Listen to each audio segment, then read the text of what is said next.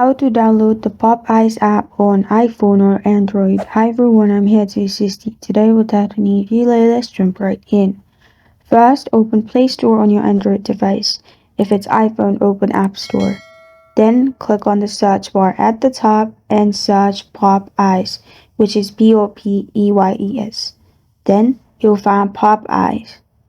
Make sure it's your country's Popeyes, so simply click on it. After you click on Popeye's page, here make sure it's officially launched by Popeyes. After you find one, press on install and install the app. After it's installed, you can open the app and log into your account in order as you want.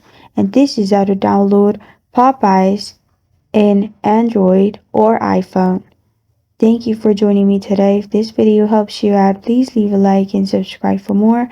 Got a question or want to suggest a topic, comment below. Thank you for watching.